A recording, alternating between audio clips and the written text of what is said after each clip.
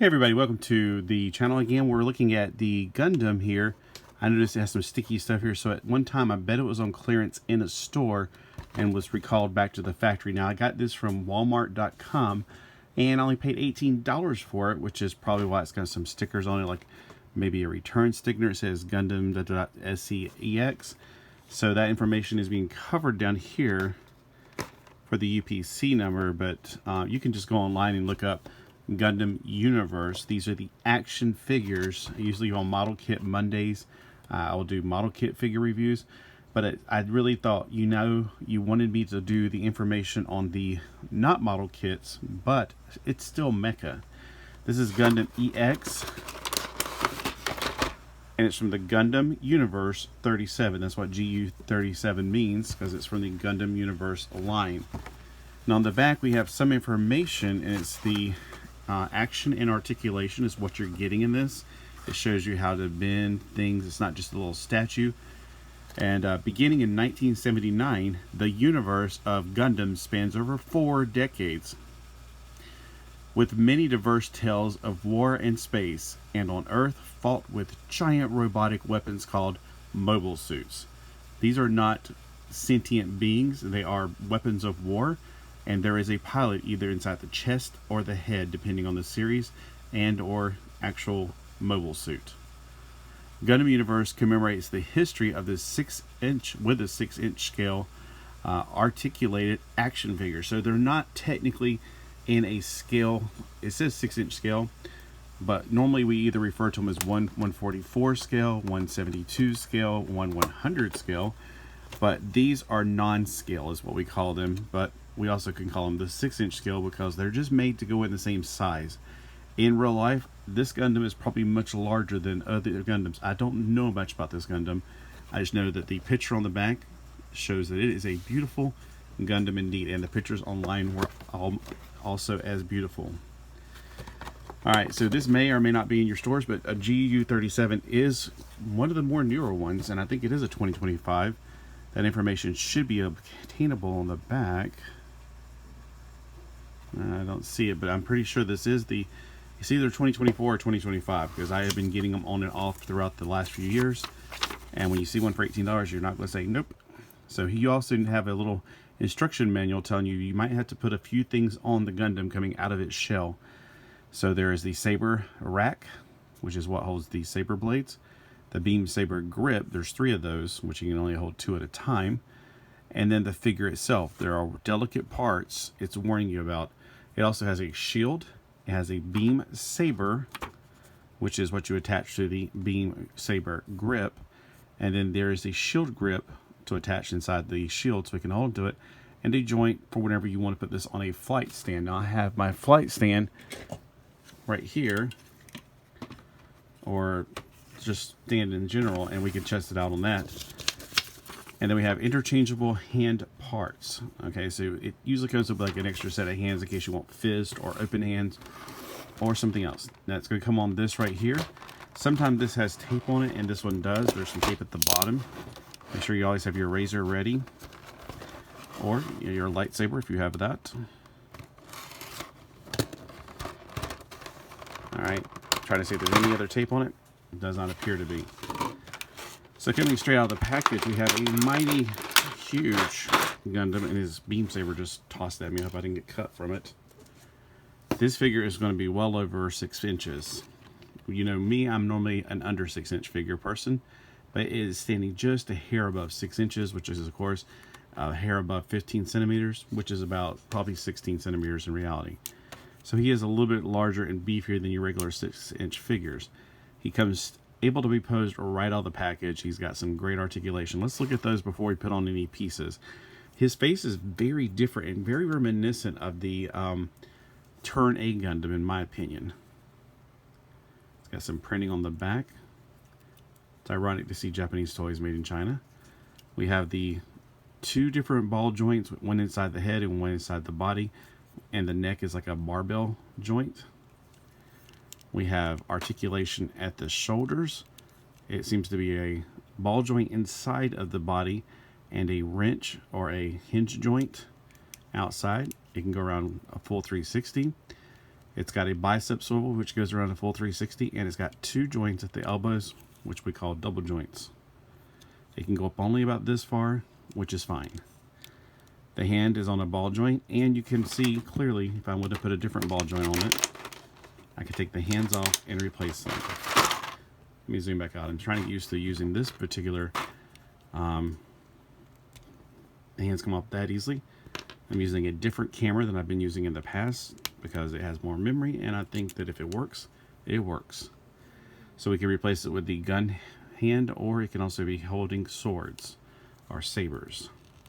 So I'm going to take both the hands out because I do plan to put on some weapons. Alright, so as far as articulation in the waist, we have 2 different points of articulation. We have it right above and below the belly, up here in the chest where the rib cage would be, and then down below he can do some left and right, and this is obviously on a free floating peg to give a little bit more articulation. If you look inside, you can see some hinges in there. Now for the legs, let's get his arms out of the way. He's got skirts. The skirts are free moving on the side, and in the front they can move a little bit, but not too much. So as far as being able to do a split, he does have ball joints in his crotch. He can go about this far out, but being hindered by the skirts. Let's see if I can move the skirts up a little bit higher, and then it's not actually the skirts, it's the actual frame itself. So the ball joints can go up that far. Let's see, are they on a, they are on an independent drop down, kick up. So you can drop the leg down and then kick it up higher so you can sit in a full 90 degree. He's got a double jointed knee, which doesn't give you a huge amount of motion. It gives you just past 90 degrees. But when you have something heavily armored like that, it does take a double joint sometimes just to get the normal motion. And as far as his ankle rockers, he's got excellent ankle rockers, and the rockers are, the actual ankles are pretty tight. So he's going to have 2 points of articulation. The knees, there's going to be, or in the ankles, there's a ball joint up here, and like in most of the model kits, and a ball joint in his foot. So you can get a full range of motion. So when you're standing, it's not a challenge.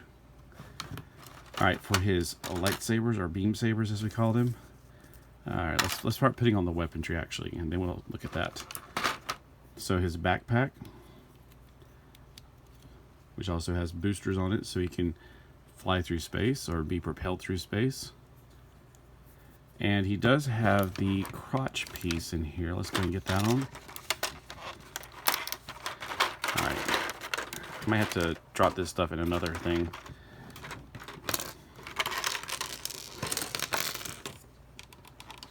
Okay, let's see if there's anything left in the basket. Alright, here's his shield. And here's the shield grip. So you can put it in his hand. It would probably be better if you take his hand off to put it into his hand. And then you might want to heat it up if you want to soften it. I got actually some Max Steel action figures out in my car right now that if the sun gets the heat in my car like it normally does, those should soften up on their heads, and I can pluck their heads off and replace their heads. So, you know, you can just put a little bit of heat on it. The heating pad will be fine. I mean, you can just work your way through it like I did. It's fine. It's a nice day today here, about 70 degrees, so it's not too cold. If you're doing this in like really cold temperatures, you might want to consider not doing it like I just did it. So here's him holding his shield, and of course with it rotating, he can hold it up like he's blocking it from being hit in the face, or blocking the compartment wherever the actual pilot is.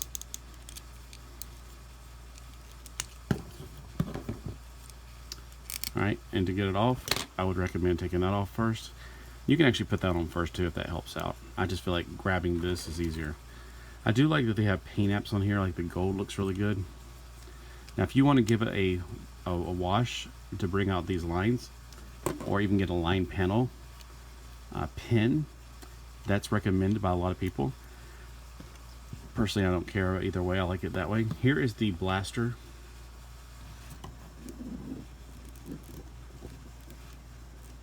There's no trigger guard like on a regular gun, because let's be honest, it's a machine.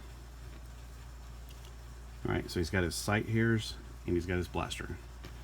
Now, in real life, I don't understand how a weapon like this would really be beneficial to a Gundam. He can always have an over-the-shoulder cannon is what I prefer, like the F-91s.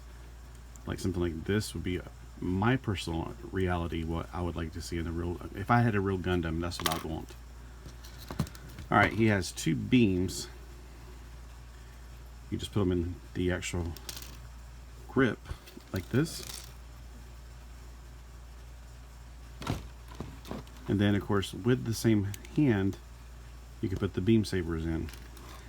I'm personally a melee weapon fan. That's why I prefer these over any guns or blasters or projectile weapons. But for long range, I mean, you know, he's not going to chase somebody down to use a sword on them. He would use something that's more long range. Alright, let's look one more time to see what the extra parts are. So it said that there's delicate parts here, and I could see that. And it also tells us that there is a way to put his beam sword grip holder. So it actually goes right there. I was wondering what these little things were on the back when I saw them.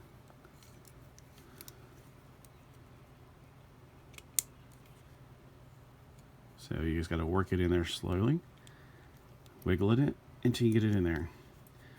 And then these would clamp into it when you're done with them. Like that. And that's everything that he has, except we have not tested out the piece right here. Now, I personally put these on and just leave them on there because they don't look that obtrusive.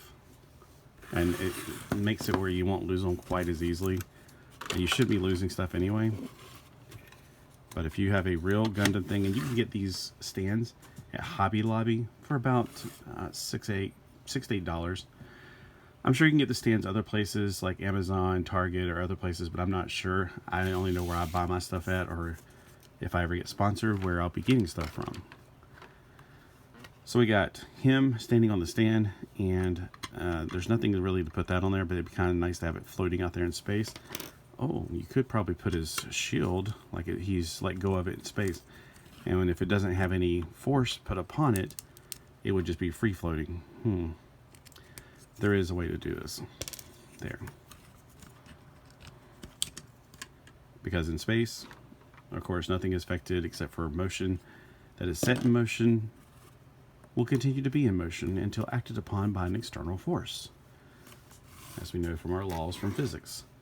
Now, how does he stand against a HG model kit? Alright, so he is a rather larger one, which I like. And here's one of the more recent ones I built, which are Mercury. Can't speak English right now. I am battling a little bit of a seasonal, like we're in the fall season, and that's when things are starting to dry up a little bit, and it's causing some things. So my throat's a little raspy. So he is beside the Witch of Mercury, which he does dwarf her.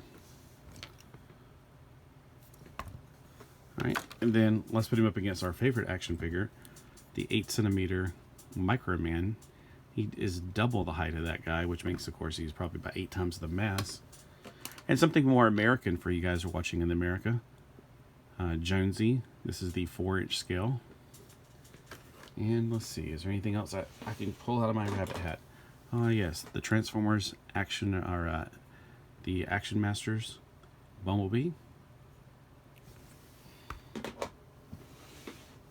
Alright, so let me know in the comments if this is something that you've been looking at your store. I've never seen this at my store. I thought it was a model kit when I first was going after it, and I was like, wait, this isn't a model kit. This is the action figure. Because I was looking on different sites for different action or model kits, because as you can tell, I like to build the action figures. And I have a friend that says, well, they should pay you to build them. That's the fun in it for me. It really is. I do like the way the kits look, but the building is the fun part for me personally. Now, let's see. Is there storage on his back? It didn't say there would be storage on his back for his weapon, for his beam rifle. It does show you how to put them in the hands. And then you can put, you know, this takes out easily. It says note the direction. You can put it either way. It really doesn't matter.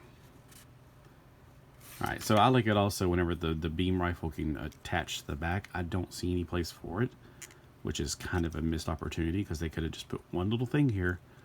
Like they got these little things that really aren't doing anything, and have the beam rifle go right here. That'd be a great place for it. Trying to see if I can clamp it on there without having to, you know, be told to. You can put it there and just leave it alone, and that works. I like it like that. And like I told you, I like it over the shoulder, which this might actually work with the spread that it has on the magazine and the actual thing. So that kind of works too. I think if I put it on my shelf, I will put it like this. And it's got a lot of weight to it. It feels like it's made out of PVC, ABS plastic, which is nice. It's nice to the touch. It feels really good. It feels kind of satiny. It doesn't feel like plastic models. A plastic model, while I do like it, it's a much more hard and brittle kind of plastic. This is very shiny, and it doesn't feel satiny. This feels very satiny. This feels more like you're rubbing a refrigerator, I guess you can say. All right, and it's just, it's kind of like the original plastic we had back in around 20 years ago when Gundam Wing came to America. And we had those smaller, and I called them rubber action figures because I was not used to them when I first got them. But they grew on me.